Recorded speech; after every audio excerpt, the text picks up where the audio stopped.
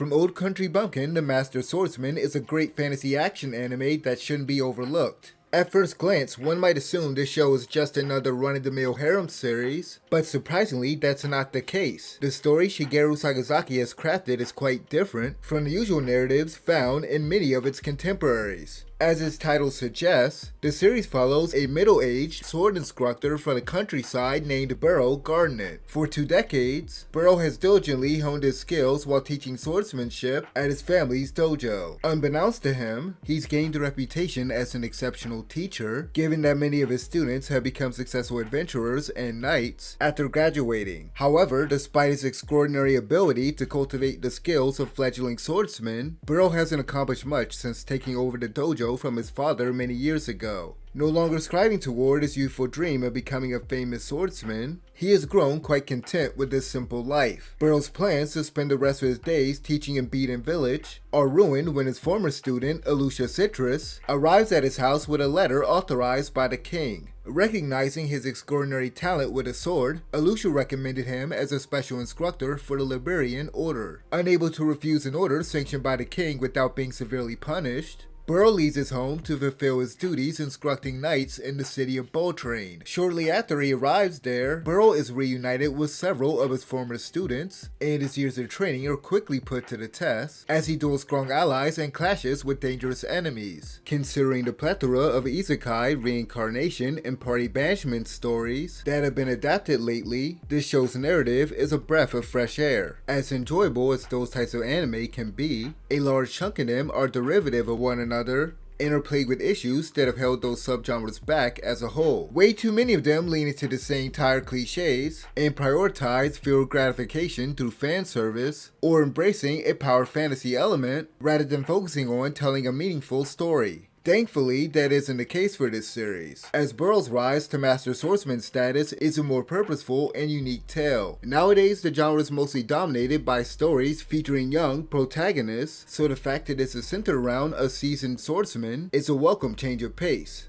It's also refreshing to see a cast that consists primarily of adults, several of which graduated from Burrow's dojo. The author did a good job setting up some of Burrow's former pupils earlier in the story. Shigeru introduces each of them in a way that highlights their different personalities and informs the audience about their time under his tutelage. They each had their own reason for wanting to learn swordsmanship and have become quite proficient in their chosen profession. Unfortunately, only a few of Burrow's old disciples are explored beyond their initial introduction. Recurring characters like the easygoing knight, Karuni Cruciel, or the playful mage, Faisal Harbeller, aren't as fleshed out as their other fellow graduates. While this isn't a huge issue given their degree of importance to the story, it would have been nice to learn more about them. Faisal seems like a fun character, but sadly isn't given as much screen time as other core characters. Regardless, I'm actually far more interested in her than Alucia, whose main motivation is to show the world how great her master is. While Alucia is a much more developed character than Karuni and Faisal, she isn't nearly as compelling as Burrow's other former students, Serena Lysandra or Rose Marvelheart. Rose and Serena were written with a bit more nuance, and their goals seem much less self-serving than Alucia's desire to have Burrow's skills acknowledged by more people. Serena, for example, became an adventurer not just to explore the world,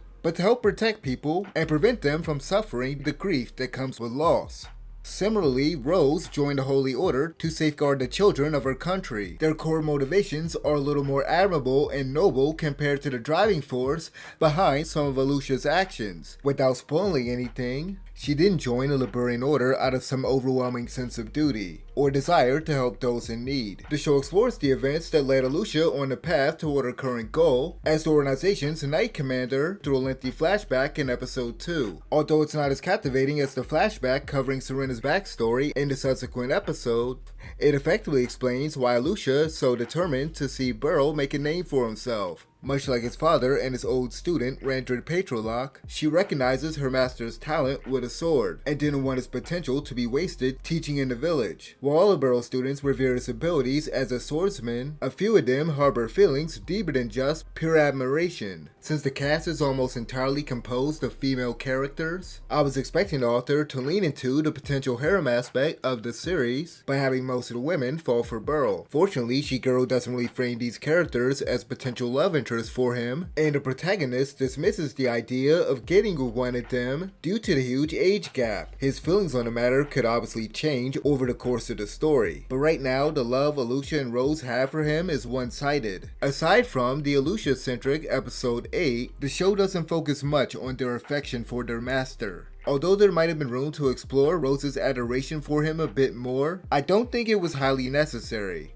The same could be said regarding Serena, whose feelings seem more ambiguous than the others. Considering her past with Burrow and her behavior in a couple scenes, one could interpret Serena's love for him as filial rather than romantic in nature. Regardless of whether she's actually in love with Burrow or not, this aspect of the character is handled slightly better than it is with Alesia. Unlike Rose and Serena, Alesia's feelings are expressed more overtly throughout the series, which makes her love for Burrow feel shallow. It's made abundantly clear from the very beginning that she adores and idolizes him. Rather than show the audience how Alesia feels at certain points through subtle actions and behavior, Shigeru deploys a character quirk in which he quietly says her desires, or how she feels about a certain situation. Although this odd trait adds to her personality, it also makes Alesia less interesting. Despite being one of the most fleshed out characters in the show, her writing is arguably the weakest. Aside from Alesia's flawed characterization, Shigeru's character writing is pretty good for the most part. He doesn't rely too heavily on common tropes, and every character behaved in a manner consistent with how they were previously established. As I alluded to earlier, the author is quite proficient at introducing characters in a way that efficiently informs the viewer about them. A few of these intros feature humorous interactions between multiple characters. For instance, the scene in episode 2 where Burrow first meets the Magic Corps commander, Lucy Diamond, and mistakes her for a lost child was quite amusing. Lucy is an extremely skilled mage who makes herself look young using magic. Shigeru incorporates the overpowered lolly trope with this character, but thankfully doesn't have her behave childishly or include any scenes that sexualize her. Instead of pandering to the audience by making her cutesy or inserting gratuitous fan service, he simply presents the character earnestly like the rest of the cast. While Shigeru generally handles his characters competently, they're a little underutilized in relation to the protagonist. More specifically, they aren't used to further Burrow's characterization beyond what's established within the first few episodes. Relatively speaking, the characters mainly serve as a vehicle to showcase his humility, modesty, and caring nature. Although these traits are adequately conveyed through his dialogue and actions, the author could have emphasized them more effectively by including a direct foil or parallel to Burrow. This also would have allowed him to highlight other facets of the character besides the same handful of positive traits. There are a couple characters that would have fit these roles nicely. Considering the few similarities Burrow has with Rose, she could have made for a solid mirror character. And with some adjustments to her personality, Lucy might have served as a decent foil for the protagonist, given the differences in their looks, age, combat specialty, and station in life. That being said, keeping her as a confidant for Burrow and crafting an entirely new character that contrasts its various qualities would be a much better option. Perhaps there could have been a knight in the Liberian Order who's arrogant and conceited. Such a character would have allowed the author to highlight Burrow's modesty and humility more subtly without having him frequently downplaying his own sword skills. Ultimately, without a proper foil or parallel to help compensate for the protagonist's lack of depth, the character comes across as a little flat. Another factor that contributes to Burrow feeling slightly two-dimensional is his lack of meaningful character development. Although his life changes drastically after moving from the countryside, Burrow himself remains exactly the same. Shigeru allows the character to stagnate, failing to show even the slightest shift in his perception of his own swordsmanship. Even after everything he accomplishes by the end of the season, Burrow continues to underestimate his own abilities, insisting that his expertise is nothing special. The author should have given him some kind of arc to add some dimension to the character. At the very least, he could have had Burrow start to reassess his skills and gain a bit more confidence in his abilities. Instead, Shigeru keeps the protagonist oblivious to his amazing talent as a swordsman, which is one aspect of Burrow that could get old after a while. Regardless of his lack of complexity, Burrow's admirable qualities and general lowly attitude make him a pretty enduring character. I really enjoyed his scenes with an orphan girl named Mui and what direction their relationship took. Unlike Burrow, Mui Freya is a much more dynamic character that experiences noticeable growth within the span of a few episodes. She starts out as a rude, standoffish thief, stealing to raise enough money to have her sister resurrected. However, after Burrow and Lucy help her, Mui eventually becomes a lot kinder and more trusting of others. I love that the author didn't write Mui like a typical angsty teen and allowed her to gradually evolve in a realistic way. Her cynicism doesn't just disappear the moment she receives a helping hand from Burrow and Lucy. The way she addresses him doesn't immediately change either. As Mui spends time with Burrow and his allies, she starts to soften, and other sides of the character are slowly revealed. Shigeru deepens her characterization, showcasing Miui's perceptiveness and thoughtfulness through some of her actions. Overall, she's a well-defined character that the author uses effectively to illustrate Burrow's capacity for kindness. Miui's integration into the story also gives him a chance to act on his own volition, rather than out of a sense of obligation. Before I switch gears and talk about the story, I would be remiss if I didn't touch on this show's problematic English dub. The English version of this series has several issues which are likely the result of a rushed production. One such problem prevalent throughout the last third of the season is the inconsistent quality of the voice work. While the performances for the main cast were generally pretty good, there were occasionally times where the line delivery sounded a bit off. Sometimes the dialogue wasn't spoken with enough emotion, or the tone didn't quite match a character's feelings during certain moments. In a few rare instances, the voice acting sounded very stilted, which really stood out in one particular scene with Mui and Burrow during the finale. Unfortunately, many of the flaws with this dub are glaringly apparent throughout the last episode of the season. The season finale is the most unpolished episode dubbing company Blue Digital Group Studios has produced for this series. In addition to a few strangely volatile performances in certain scenes, there were some instances where Rose's lip flaps were completely out of sync while the character was talking. Another issue exclusive to the English version of this show is the poor casting for Rose and her superior officer, Gatoga Lazarine. Shannon O'Brien and Varian Davis' voices don't quite fit their respective characters, and their voice acting isn't on par with the rest of the cast. Character miscasting aside, the biggest problem with the English dub is the script. While it isn't terrible, there are multiple lines of dialogue that could have been written better. Some of the revisions made from the original script have resulted in dialogue that either sounded unnatural or didn't quite fit certain scenes. The best example of this would be Miui's line regarding Burrow's new clothes in episode 10. The comment she makes is worded in a way that would only make sense if Miui were asking someone else their opinion on his outfit. In the Japanese dub, it's clear that she's making a statement, and the actress's tone matches her intent.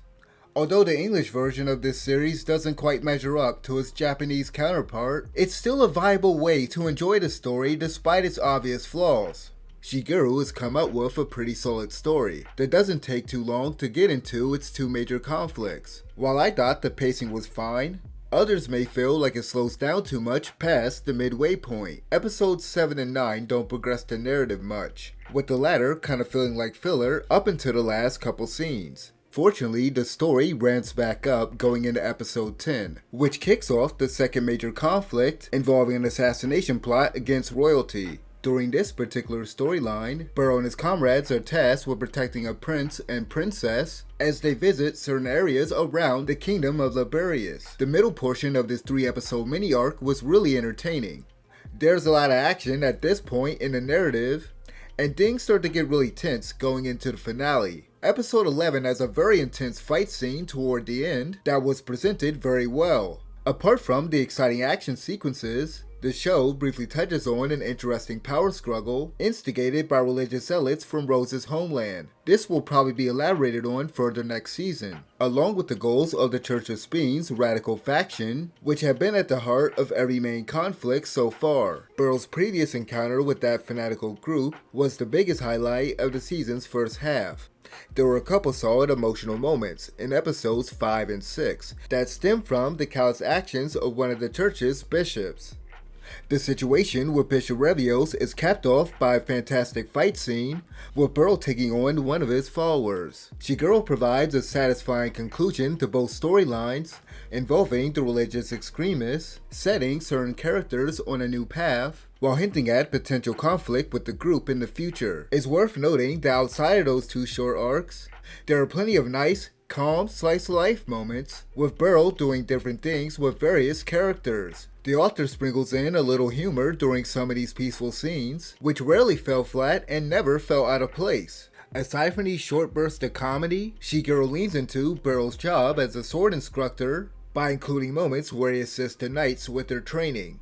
Occasionally, he engages them in a mock battle and points out the flaws in their approach. Each duel further solidifies how incredible his skills are, with Burl always searching for his opponent's weakness rather than relying on brute force. With that said, this series has some pretty remarkable action sequences.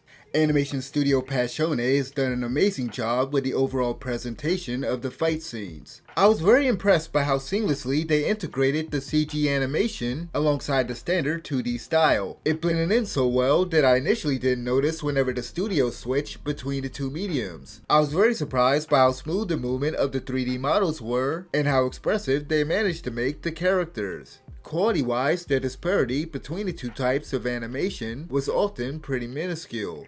FEARnoHATE deserves a lot of praise for how well they utilized the CG in this series. Its implementation felt less like a cost-cutting or time-saving measure, and more like a tool they use to bolster what they've already constructed. Some of the best battles in this anime feature a mix of both 2D and 3D animation. The studio really went all out when animating a few of these action sequences, especially during the last arc. Animation aside, several of the tracks they used perfectly complemented the atmosphere and tone of certain pivotal battles throughout the show.